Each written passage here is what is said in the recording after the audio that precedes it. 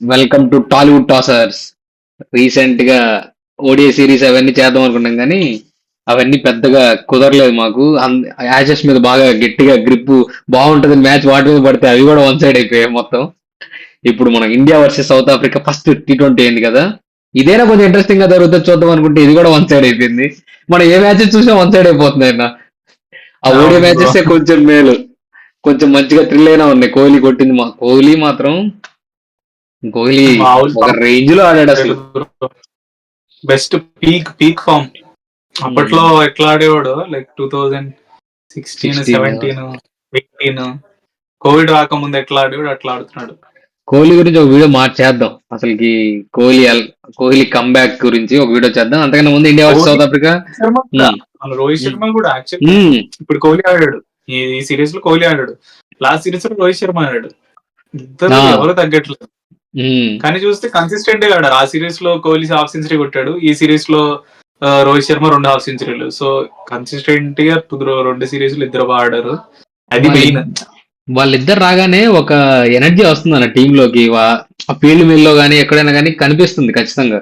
ఆ నిజంగా మార్క్ చాలా చూపిస్తున్నారు వాళ్ళు. పాజిటివ్ ఎనర్జీ ఉంటుంది. వాళ్ళు మెయిన్ ఉమ్, కోహ్లీ, రోహిత్ శర్మ ఉంటే, రోహిత్ శర్మ ఏమో మెయిన్ గా డిఆర్ఎస్ డెసిషన్స్ లో గానీ, కెప్టెన్సీ విషయంలో, ఫీల్డ్ ప్లేసింగ్, టాక్టిక్స్ లో బాగా హెల్ప్ చేస్తారు. కోహ్లీ ఏంటంటే ఒక పాజిటివ్ వైబ్ తెస్తాడు వైబ్. టీమ్ లో. సరదా సరదా మంచి ఎనర్జీ ఉంటది. ఇంకోటి గమనిస్తే లాస్ట్ 2 ఓడిఐ సిరీస్ లో ఈ గంభీర్ ఏమన్నాడో అదంతా క్లియర్ గా తెలియదు, కానీ బయట బజ్ ఏంటి, రోహిత్ శర్మ కోహ్లీ సరిగ్గా ఆడట్లేదు, వాళ్ళని తీసేయాలి, తీసేస్తారు, వాళ్ళు ఉంచాలా లేదని డిస్కషన్స్ అవుతున్నాయి అని ఉందే కదా. కానీ చూస్తే వాళ్ళిద్దరే పర్ఫామ్ చేస్తున్నారు. పర్ఫామ్ వాళ్ళిద్దరిని చేస్తున్నారు. తీసి లాస్ట్ 2 సిరీస్ అసలు మనం కాంపిటీషన్ అని ఇచ్చేవాళ్ళమా అన్నట్టు అనిపిస్తుంది. At the end of the day ODI format is the peak. వాళ్ళిద్దరి కెరియర్స్ లో పీక్ గా పర్ఫామ్ చేసింది ఓడిఐ. ఇంకోటి ఏంటంటే వీళ్ళిద్దరు రిటైర్మెంట్ తో హాట్స్టార్ వాళ్ళు కూడా మేము ఇంకా ఈ రైట్స్ మేము హ్యాండిల్ చేయలేము, అవి కూడా అమ్మేస్తాం అనే స్టేజ్ కి వచ్చారు. ఎందుకంటే T20s తో టెస్ట్ కోహ్లీ రోహిత్ శర్మ లేకుంటే అది ఫ్యాన్ బేస్ లేదు, వాచ్ టైం ఉండదు కదా. సో ఉండదు. ఆ రైట్స్ కూడా పడిపోయాయి, అందుకు వాళ్ళు కూడా సేల్ పెట్టేశారు. అదే మేము ఇంకా ఈ కాంట్రాక్ట్ ఎట్లా చేయబోలేము అన్నట్టు. ఇప్పుడు వాళ్ళకి ఓన్లీ హోప్ ఓడిఐసే. అంతే. టెస్ట్లు ఎవ్వరు చూడట్లేదు. ఆ వాళ్ళు రోహిత్ శర్మ, విరాట్ కోహ్లీ వెళ్ళిపోయినాక ఈ T20s కూడా చాలా వరకు తగ్గించేశారు. అందులో ఓన్లీ ఈ అభిషేక్ శర్మ కొద్దిగా హోప్ అభిషేక్ ఇస్తున్నాడు. కరెక్ట్, అభిషేక్ శర్మ ఒక్కడే ఎంటర్టైన్ చేస్తున్నాడు. ఇప్పుడు మన న్యూ సర్లే, ఇప్పుడు కోహ్లీ రోహిత్ శర్మ ఓడిఐ కెరీర్ గురించి, వాళ్ళ కంబ్యాక్ గురించి నెక్స్ట్ వీడియోలో మాట్లాడదాం. ఫస్ట్ ఇండియా వర్సెస్ ఓడి సౌత్ ఆఫ్రికా ఫస్ట్ T20 గురించి India versus south Africa first T20 as usual గా వన్ సైడ్ అయిపోయింది. కొంచెం as competition close. Usual as usual గా మన టాస్ ఓడిపోయారు మళ్ళా.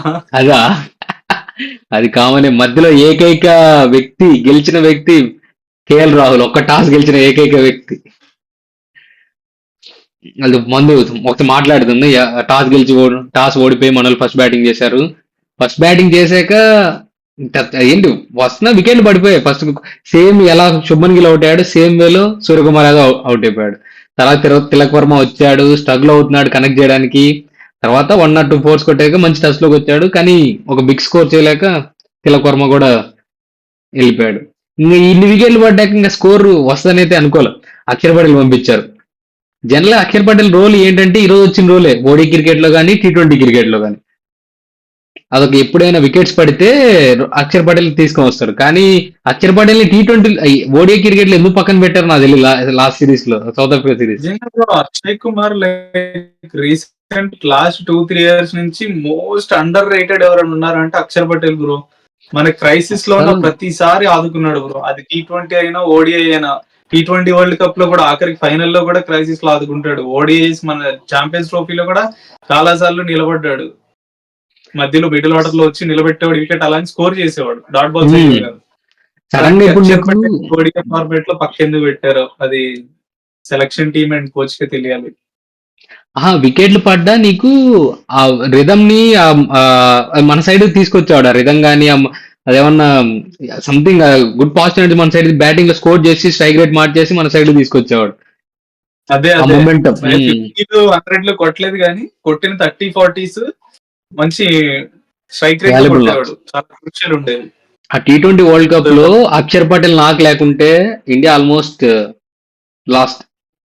ఆ లాస్ట్ లో అసలు కోహ్లీ స్ట్రైక్ రొటేట్ చేస్తున్నాడు కానీ మొమెంటం ఇచ్చింది అక్షర్ పటేల్. ఉమ్, సరే ఇంకట్లా. కానీ ఈరోజు మనం మెయిన్ మాట్లాడుకోవాల్సింది మన హార్దిక్ పాండ్యా కంబ్యాక్ గురించి. ఏమన్నా కొట్టాడా, రావడమే మహారాజుకి 2 సిక్స్లు, తర్వాత ఓవర్ వేయడం కూడా మానేశారు మహారాజ్కి. అసలుకి ప్రతి బౌలర్ని కొట్టాడు, మంచి స్లాట్ లేసిన బాల్ అయితే స్ట్రైట్ సిక్స్లు. అసలు పర్ఫెక్ట్ టైమింగ్, ఆ సింగిల్ డబుల్ తీసినవి కూడా పర్ఫెక్ట్ టైమింగ్ తో షార్ట్స్, బౌండరీ వెళ్ళేవే, వాళ్ళ పిల్లర్స్ దగ్గరికి వెళ్ళాయి కానీ అవి కూడా ప్రాపర్ షాట్స్. మనం చూస్తే నువ్వు ఇవాళ ఫస్ట్ టైం యాక్చువల్ గా పిచ్ అది ఎట్లా ఉందంటే అన్ని బౌన్స్ ఎక్కువ అవుతుంది, ప్లస్ బ్యాట్ మీదకి సరిగ్గా రావట్లేదు బాల్. మనం చూస్తే స్టార్టింగ్ లో అందరూ తడబడ్డారు, బ్యాట్ కనెక్ట్ అవ్వట్లేదు యాక్చువల్ గా. తిలక్ వర్మ గానీ, శుభ్మన్ అట్లనే అవుట్ అయ్యాడు, అభిషేక్ శర్మ గానీ బ్యాట్ మీదకి రావట్లేదు బాల్, కష్టంగా ఉంది. హార్దిక్ పాండ్యా ఒక్కడే లైక్ డిఫరెంట్ పిచ్ మీద బ్యాటింగ్ చేసినట్టు, చిన్న స్వామి పిచ్ మీద ఆడినట్టు అనిపించింది నాకు హార్దిక్ పాండ్యా. అదే కదా, లేకపోతే అంత స్కోర్ ఉండేది కాదు. సరే 170 కాంపిటేటివ్ స్కోర్ బానే, మన వాళ్ళు పర్లేదు కొట్టారు, కానీ south Africa it will come close అనుకున్నాను నేను, మంచి బ్యాటింగ్ లైనప్ కదా. తర్వాత ఫస్ట్ ఇన్నింగ్స్ అయిపోయిన తర్వాత కమెంటేటర్స్ వీళ్ళందరూ మాట్లాడుకుంటారు కదా, వాళ్ళు రాబిన్ తప్ప వీళ్ళు మాట్లాడుకుంటే ఏమన్నారంటే it's not a competitive score అని చెప్పాడు 170. తర్వాత డివోర్స్ కొట్టేస్తారు అన్నట్లు చెప్పారు. కానీ 100 runs మార్జిన్ తో గెలవడం ఏంటన్నా T20 170 runs కొట్టి. అదే ఇట్స్ కదా, వెరీ బిగ్ మార్జిన్. బేసికల్లీ వాళ్ళు మన స్పిన్ పిక్ చేయలేకపోయారు బ్రో. మనం ఇండియా టీం గురించి కాకుండా, ఇండియా టీం గురించి మాట్లాడకుండా ఇంకొకటి ప్లేయర్ గురించి మాట్లాడుకోవాలంటే మార్కో జెన్సన్ అన్న. టెస్ట్ ఆడతాడు, ఓడిఐ ఆడతాడు, T20 ఆడతాడు. అందులో ప్రతి కూడా ఓపెనింగ్ స్పెల్ వేసే బౌలర్, ప్రతి దాంట్లో బ్యాట్ నుంచి బౌలింగ్ నుంచి పర్ఫార్మెన్స్. అసలుకి అట్లాంటి ప్లేయర్ ఇండియా కానీ ఉంటే ఇండియా వాళ్ళు ఇంకా ఎక్కడో ఉన్నారు. హార్దిక్ పాండ్యా ఇంకా బెటర్ ప్లేయర్, కాకపోతే హార్దిక్ పాండ్యా ఫిట్నెస్ వల్ల టెస్ట్ లో ఆడలేడు, ఓన్లీ T20s ఓడిఐస్ ఆడతాడు.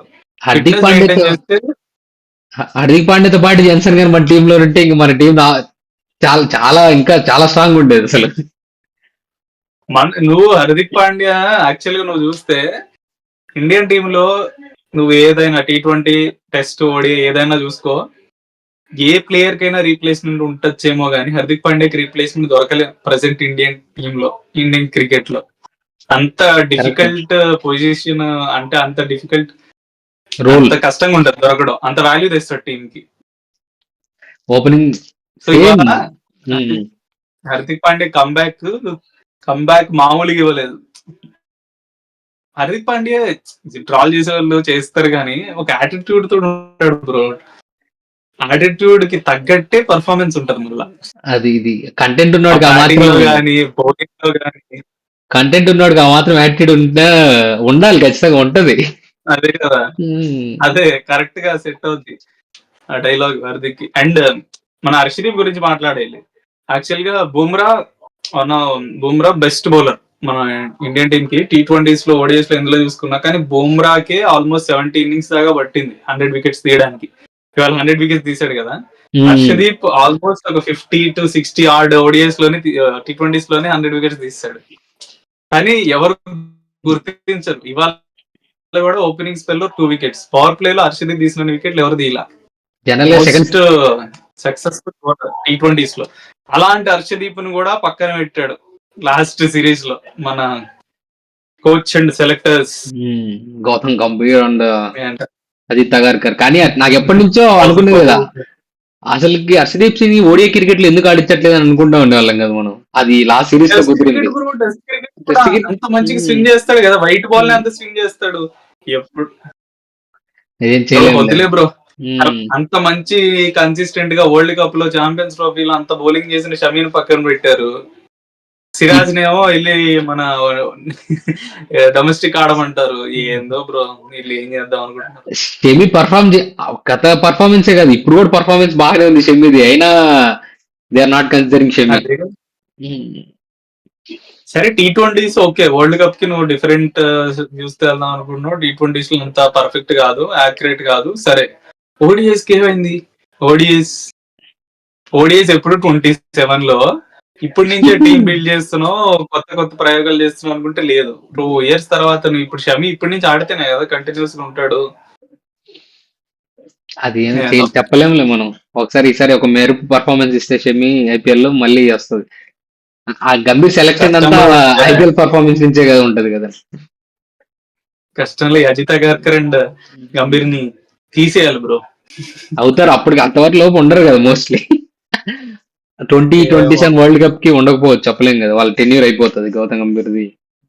చూద్దాం. ఊరికి అందరూ రోహిత్ శర్మ విరాట్ కోహ్లీ అంటున్నారు కానీ వాళ్ళిద్దరి గురించి కాదు అసలు మీటింగ్ అవ్వాల్సింది. అజిత్ అగర్కర్ అండ్ గౌతమ్ గంభీర్ పొజిషన్ గురించి అవ్వాలి. వాళ్ళు ఉండాలా ఉండద్దా? మేము మొన్న ఒక వీడియో చేసాం గైస్, అది మీరు చూసే ఉంటారు. దాంట్లో గౌతమ్ గంభీర్ ఏదో అన్నట్లు మాట్లాడారు. మేము గౌతమ్ గంభీర్ ఏమనట్లేదు. గౌతమ్ గంభీర్ ఆ కోచింగ్ స్టైల్ గురించి మాట్లాడితే, గౌతమ్ గంభీర్ ఆ వరల్డ్ కప్ గెలిచాడు, ఈ వరల్డ్ కప్ గెలిపించాడు, ఇది గెలిపించాడు. గౌతమ్ గంభీర్ ఎవరు ఏమనట్లే. గౌతమ్ గంభీర్ వరల్డ్ కప్ గెలిపించాడు. మేము అనేది అతను coaching style. As a player Gautam Gambhir చాలా పెద్ద కాంట్రిబ్యూషన్స్. 2007 వరల్డ్ కప్ ఫైనల్ లో ఆడాడు, 2011 వరల్డ్ కప్ ఫైనల్ లో కూడా పర్ఫార్మ్ చేశాడు. ఎవరు తప్పు పట్టట్లేదు, ఎవరు అంటారు. నేను చెప్పింది యాజ్ ఎ కోచ్ గా కొన్ని డిసిషన్స్ అలా అనిపిస్తున్నాయి కాబట్టి మేము దాని గురించి మాట్లాడాం. అంతేగాని ఇది గౌతమ్ గంభీర్ గురించి అన్నట్లయితే కాదు. అది చూద్దాం. ఇంకా T20 ఫస్ట్ T20 అలాగా వన్ సైడెడ్ అయిపోయింది. ఎక్స్పెక్ట్ చేయలేదు. హోప్ సెకండ్ మ్యాచ్ నుంచైనా కొద్దిగా కాంపిటీషన్ ఇస్తారు అనుకున్నాం. నెక్స్ట్ మ్యాచ్ మన సైడ్ నుంచి కూడా కాంపిటీషన్ ఉంటది అనుకుంటా. ఫస్ట్ టైం వాళ్ళు డామినేట్ చేస్తే మనం డామినేట్ చేస్తే, సెకండ్ టైం వాళ్ళ చేత డామినేట్ చేసుకోకుండా మంచి పర్ఫార్మెన్స్ ఇస్తే చాలు మనకు. చూద్దాం. బ్యాటింగ్ వికెట్ ఉండాలి. ఒక 300 కొడితే బాగుండదు చూడడానికి కూడా. చాలా 300. ఓకే గైస్, ఇంకా ఆప్షన్ గురించి వీడియోస్ వస్తాయి. ఇంకా ఉన్నాయి కదా చాలా మ్యాచెస్, యాక్సెస్ ఉన్నాయి, అవి అన్ని వీడియోలు వస్తూ ఉంటాయి. Please do like, share and subscribe to our channel and కొంచెం సపోర్ట్ చేయండి వీడియో షేర్ చేసి. That's it. Okay, bye.